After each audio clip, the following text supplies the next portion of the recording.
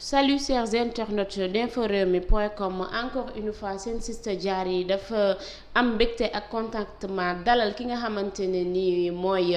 Sell Mine boo nekkoon ci ñi nga xamante ne nii ñooy waa Express. Sell Mine ñoo ngi lay nuyu. waaye maa ngi lay fay sista Diary nekk Express du nekkoon de nekk. Ah yéen a ngi Express ba tey. waaw loolu dinañ ci dellu si. mën nga ñu defal benn présentation bu ndaw. waaw en fait maa ngi nuyoo d'abord di nuyu internautes yi nga xam ne ñu ngi suivre actuellement Infos Rewmi donc di la remercier ci invitation bi di remercier képp kuy suivre émission bi aussi donc en fait Sell Mine benn membre la du groupe Express de Diourbel donc commencé hip hop depuis Diourbel à bas âge bi ñu xàmmee rek ñun lañ commencé bëgg rap d'abord quoi donc bi ñu xàmmee bëgg musique la ñu bëgg rap donc mais continuer ak suñu jàng donc démarrer Diourbel donc foofu la ñu formé Express dans les années 2003 2004 donc voilà la ñu démarrer foofu noonu commencé di rap nekk suñu jàng aussi ba am bac ñëw Dakar fii nii donc continuer suñu étude continuer aussi suñu musique voilà on a signé notre premier album en 2010 avec le label Jaajëf Prod donc mu nekk l'album Kenn Demul Ñu Des donc ça a été primé meilleur album groupe donc notre deuxième album a été produit par le label Senar Vision donc ça a été aussi primé meilleur album groupe donc voilà là on prépare notre troisième album et en même temps on prépare nos albums solo. ok ñoo ngi gis ni yàgg na tuuti gisatuñu waa Express souvent dañuy gis peut-être Sell Mine ci côté bi mu woy wala ñu gis Jahman ci côté bi mu woy ñoo bëggoon xam lan moo waral loolu.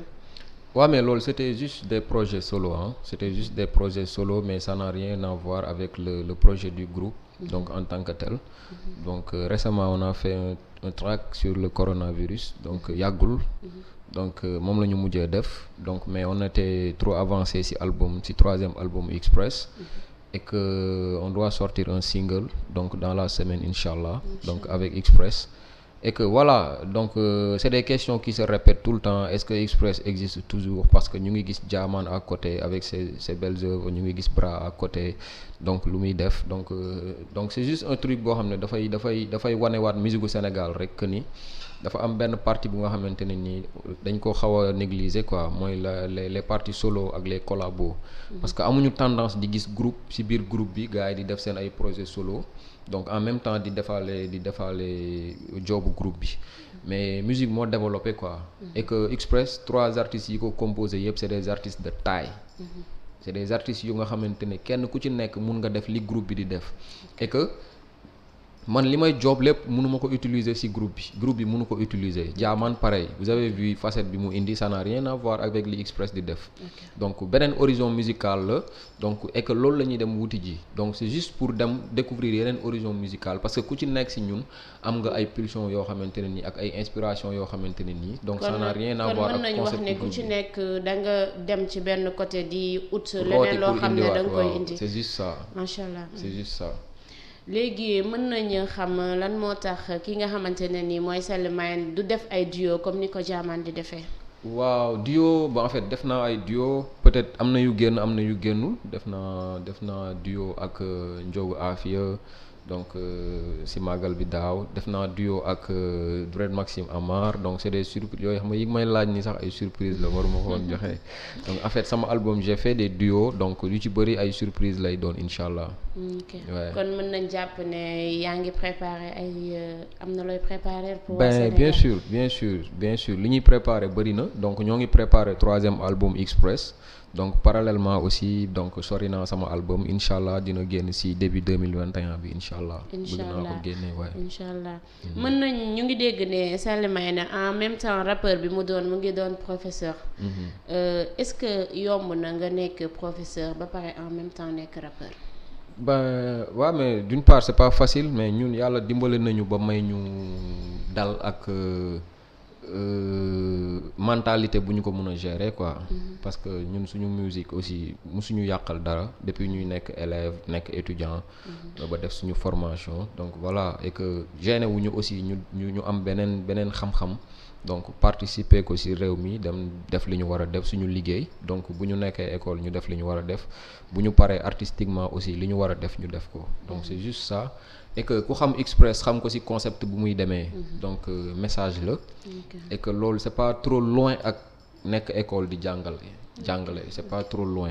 parce que nous donc au niveau de nos chansons li ñuy teg chaque fois mooy yeete mooy yeddee mooy voilà xamal nit ki naka la war a doxee ci live bi quoi tu vois. Et à l'école aussi c'est ça. ok Express ku leen xam ni ñoom seen woy yëpp ci yeete la ok aussi jox ay conseils ñi nga xamante ne ñi ñooy jeunes yi mais dañu gis ne fi mu toll nii côté rap bi clash yi ngay gën a gis que yeete boobu noonu ngay wax ñu bëggoon xam yéen lan moo ci seen xalaat. Ben waaw mais c'est que groupe bu nekk dafay am nu ñu koy conceptualiser.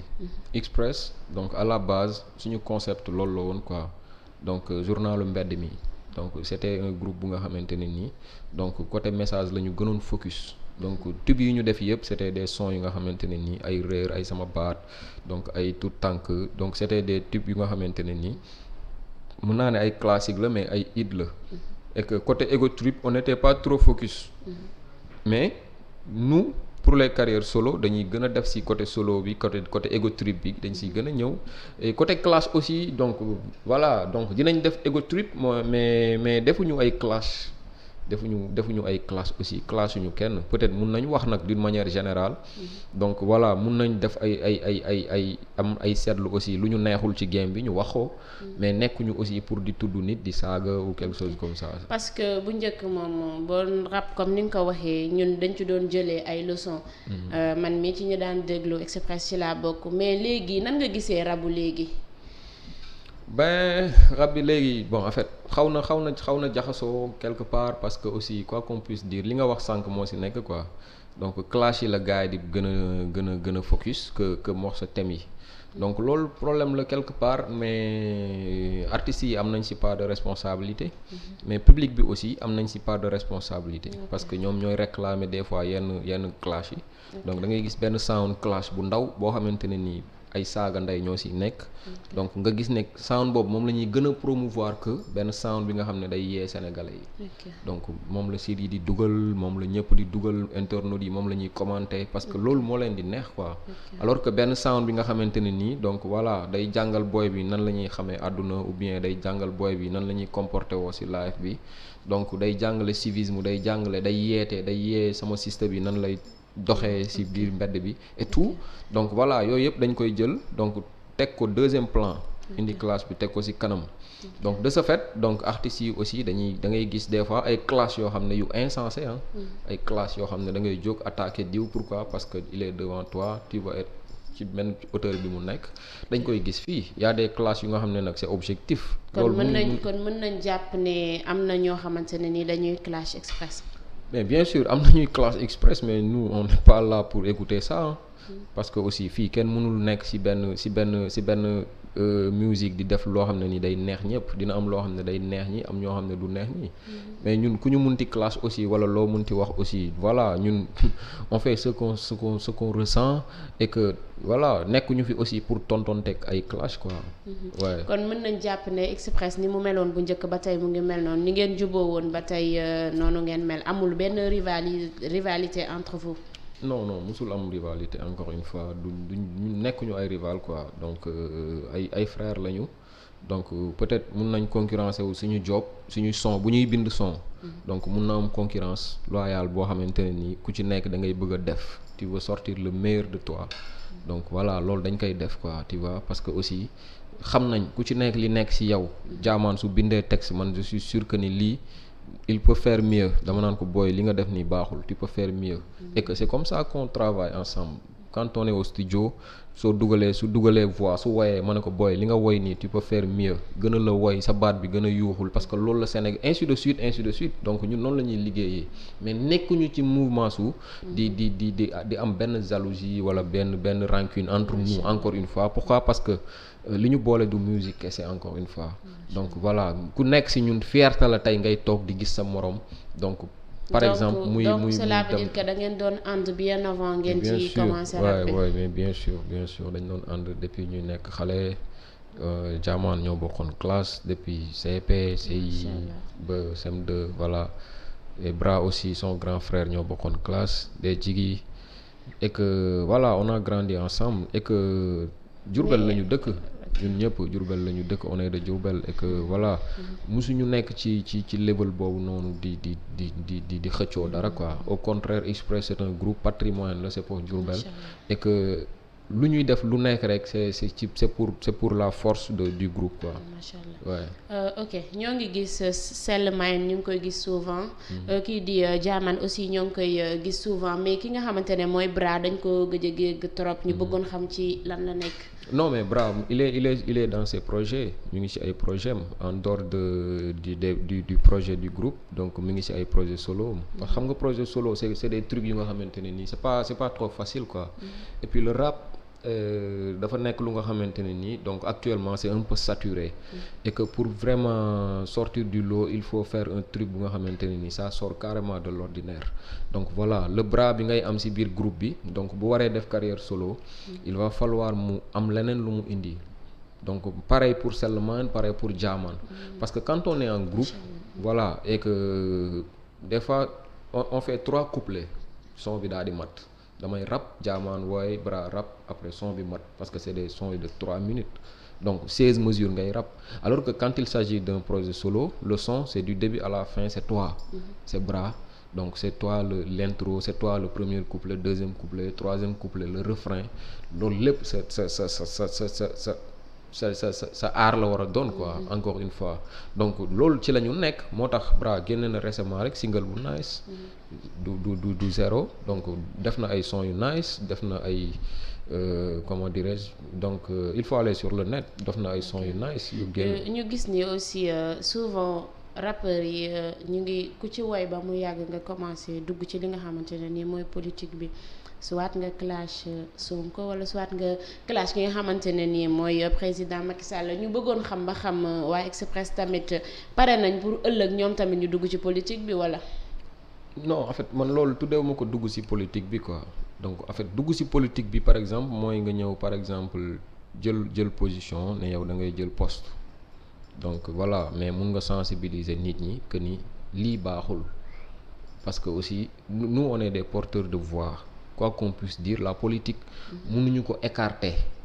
parce que mënuñuy sensibiliser ou bien mënuñuy di joxe message pour que nit ñi tendre vers le développement alors que ñu bëgg a jël politique tegee ko de côté mënul nekk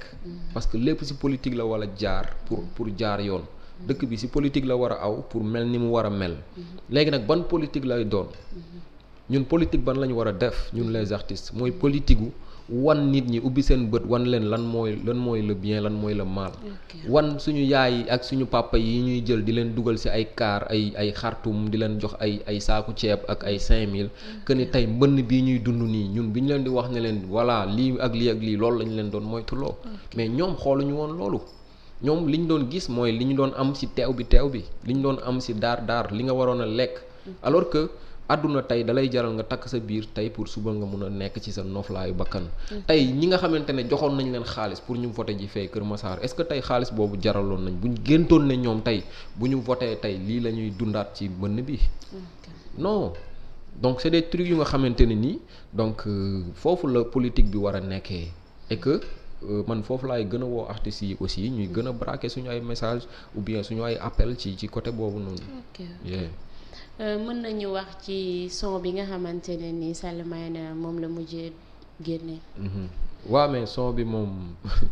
en fait dégg naa ci ay retours yu bari encore une fois flow à balles réelles la tudd donc son ego trip la et que on l'a senti rek ñu def ko génne ko y avait pas d'affiche même y avait pas de rendez-vous et que dañ ko def surprise génne ko et franchement mu nekk lu public bi accueillir donc et que dama koy rafetlu aussi et beaucoup de questions nag ñëw nañ ci quoi que ni da ngay clash kii da ngay clash kee da ngay sànni ay pic ainsi de suite mais xam nga dañuy toll fu nga xamante ne nii donc bu affaire yi jaxasoo boo waxee rek il faut mu am ñoo xamante ne nii da nga leen di laal quoi tu vois donc loolu ça n'a rien à voir ak jóg am intention wu song jaari ou bien am intention wu song benn artiste aw ma intention song benn artiste mais dama wax li ma sentir dama wax li nga xamante ne nii moom laa yëg ci game bi dama wax li nga xamante ne nii donc loolu laay dund et que inspiré wu ma ko fudul ci biir game bi voilà noonu la demee léegi nag ku ci sentir ne yow lii nii yaa ko moom walla kii nii yow lay waxal donc on n'y peut rien mënuñu ci dara loolu mënuñu ci dara mais ñun amuñu jotu walla amuñu intention wu jug di cibler benn artiste pour di ko clash quoi amuñu temps boobu noonu sérieusement waaw. léegi mën nañ xam ba xam Slimane am na yeneen projet yu nekk en cours wala. Ben ouais, mais suñu ay projet actuellement loolu la suñu ay projet actuellement c'est l'album de Express le 3e album et l'album de King Slimane donc sori nañ ci album bi li ci des bareetul incha allah dinañ dévoiler le titre de l'album incha allah avant fin 2020 bi. dinañ joxe titre album bi et que juste après le màggal dinañ indiwaat yeneen single en même temps et que fii ba album bi di génn dinañ am ay single chaque 15 jours ou bien chaque 3 semaines waaye 1 mois dinañ am single bu bees incha allah. ok léegi yéen waa Express way yi ngeen di way yow yaa koy bind wala Jahman moo koy bind wala Pa moo koy bind parce que ñu ngi wax naan Slimane moo dàq way ci Express. non man wayu ma damay rap en fait mais Jahman mooy woy quoi Jahman mooy woy macha allah et que Sénégal yëpp gis nañ preuve yi mu def. donc dafa nekk loo xamante ne ni aussi il faut le dire donc. Il vient d'atteindre la barre des 15 millions de vues. Donc sur le tube def ci code. donc loolu nekkul lu yomb quoi et c'est une première au Sénégal. donc bariwul quoi bariwul. artistes yu mag yi nekk Sénégal que ce soit muy mbalax que ce soit muy salsa li fi mus a am yëpp loolu musu fi am. dëgg la musu fi am on l'a réussi donc à travers ce tube donc et que du tay kese du gulet. donc on est le premier groupe à atteindre les 1 million de vues avec le son Réer donc voilà et répété wu waat na encore une fois donc voilà dañ ciy sant yàlla di ko ci féliciter en même temps donc di wax Sénégal que ni nañu jàppale artistes yi ci côté boobu quoi nañu jàppale artistes yi ci côté boobu nañuy gën a jënd son yi di ci streaming bi côté internet bi di jënd son yi parce que album yi kenn mënatu ko jaay actuellement kenn mënatu ko jaay et que voilà dañuy nekk ci internet bi di wut ay vues parce que vues yooyu mooy dimbale artistes yi quelque part ñuy dem donc di déglu son yi aussi donc en boucle donc ay ci plateforme yi di ko fa jënd parce que loolu aussi mooy dimbale artistes yi loolu mooy remplacer CD yi ñu doon génne ci mbedd bi di ko jaay parce que CD amatul am na sax mais lecteur bu ñu koy dégloo bareetul ay clé USB la album yi di génnee léegi wala bien ci plateforme yi donc pour revenir ci sa question Express ku nekk yaay bindal sa bopp donc Express ku nekk yaay bindal sa bopp donc dinañ toog nag def atelier waxtaan ci son donc voilà li partager idées yi donc voilà développer donc loolu yëpp c'est des trucs yoo xam ne on le fait ensemble donc man mun naa am benn thème indi ko donc j'appelle Jahman ñu toog dem studio composer mélodie yi donc génne paroles yi après ñu génne mélodie yi génne paroles yi couplet yi ñu bind ko rapidement quoi ñun amuñu problème boobu donc on travaille ensemble Express ñëpp ay bindkat lañ ñëpp ay bindkat lañ que ce soit Dia que ce soit Bra que ce soit Slimane ku ci nekk su bindee nga xam ne kii bindkat la même Dia mi woy tu l'entends chanter da ngay xam ne kii il écrit bien ça n'a rien à voir ak les autres yi woy fii Sénégal sa manière d'écrire waaw c'est ça quoi donc ñun ñëpp ñooy bind ku ci nekk li ngay rab yaa koy bind quoi. ok Slimane lan la dund lu ko naqari biir Express. Ben lu ma naqari biir Express donc aw ma lu ma fa naqari sérieusement musuma am lu ma naqari biir Express te ñaanuma yàlla am ko donc on a passé des moments de bonheur depuis qu'on est ensemble donc dañuy nekk ci jàmm ak salaam donc on a voyagé partout ensemble donc wër nañu Sénégal génn nañ àdduna dem nañ fu nekk ensemble donc voilà mënuma am lu ma ci naqari quoi peut-être suñu ay objectif à 100% atteindre guñu ko on peut dire ça et que ñu ngi ci yoon bi dañuy ñaan yàlla mu bàyyi ñu fi ba ci kanam ñu li ñu yéene ci groupe bi yéene ko ci Diourbel yéene ko ci Sénégal yàlla defal ñu ko donc mais lu ma naqari quelque part mooy suñu benn concert bu amoon à Diourbel ñu sànni fa benn grenade lacrymogène ci biir concert bi loolu moo ma gën a naqari sama cursus su hip hop musuma am lu ma naqaree noonu donc pourquoi parce que c'est un truc bu nga xamante ne nii daf ma marqué woon jour boobu daf ma marqué woon et que voilà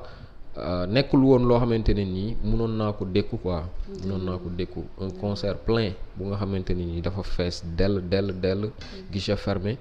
donc et que ay saboteurs ñëw jël grenade lacrymogène sànni ko ci biir salle bi ay booy di xëm foofu ay jigéen suñu fans yi donc toog foofu donc ba yenn heures yi duñu xaar donc et que voilà. kon bu ñu sukkandikoo ci loolu mën nañ jàpp ne am ngeen ay rivalité quoi entre yéen ak yeneen. rappeurs yi non amul groupe bu amul rivalité. donc mais loolu c'est pas groupe moo ko def parce que groupe mënul am lacrymogène. donc loolu.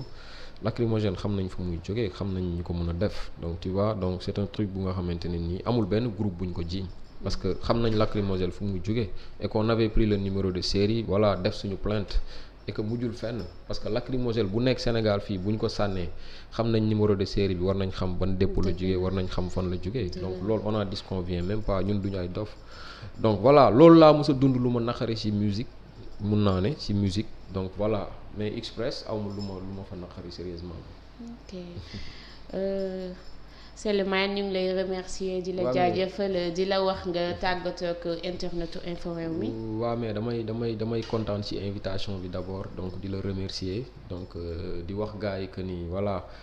King Souleymane moo nekkoon tey invité bi et que kontaan naa ci trop di wax que ni voilà album bi mu ngi ci yoon bi que ce soit muy albumu Express. que ce soit muy albumu Sénégal donc albumu Souleymane mu ngi ci yoon bi donc lu may wax artistes yi nag mooy nañu liggéey nag gars yi nañu gën a liggéey quoi parce que à un moment donné da ngay sentir ne musique bi mu ngi down quoi mu ngi wàcc niveau bi. mu ngi wàcc parce que dañuy jël yeneen affaire bu ko mettre au devant du talent quoi tu vois parce que benn instant boo sentiree da nga naan musique bi nekkatul talent kese quoi tu vois. parce que dafay am yeneen affaires yoo xam ne gars yi dañ koy jël bu ko privilégié que ce soit muy ay vidéo ay images yenn bagages yoo xam ne malgré que ci la bokk mais man pour man son bu amul sens quoi. son bu amul sens. amul sens. il faut que gars yi di ñëwaat ci message yi il faut que gars yi xamaat ne on a notre rôle à jouer dans la société et que voilà le Sénégal compte sur nous quoi et que y a nos frères et sœurs qui sont là et que am na loo xamante ne nii ñun tey bu ñu jëlee engagement wu jël micro donc dañ ko war a wax dañ ko war a génnee dañ ko war a yaatal dañ ko war a teg pour que mu nekk suñu combat si ni réew mi di doxee. incha allah lan ngay conseiller jeunes talents yi nga xamante ne nii ñoo ngi dugg ci rap. ben jeunes talents yi lu ma leen di conseiller mooy job rek quoi job et que voilà. essayer de créer leur propre style quoi c'est très important surtout ne pas se fondre dans la masse parce que actuellement c'est trop saturé game bi dafa saturé quoi dafa saturé y a beaucoup d'artistes y a beaucoup d'artistes actuellement pour nga fël il faut nga créer lu bees impérativement il faut nga créer lu bees il faut nga indi bind bu bees il faut que nga indi style rap bu bees accoutrement bu bees ainsi de suite il faut que artistes yi di gën a liggéey ci loolu noonu quoi parce que ñun donc xam nañ actuellement loolu ni mu amee sens aussi quoi message bi voilà daf fi war a nekk mais y a d'autres trucs. ok Souleymane ñoo ngi lay remercier di la jaajëfal ba beneen yoon. merci chers internautes d'Infos Rewmi seen si sa jaara moo leen remercier di leen jox dig daje bientôt ci beneen interview allez à bientôt.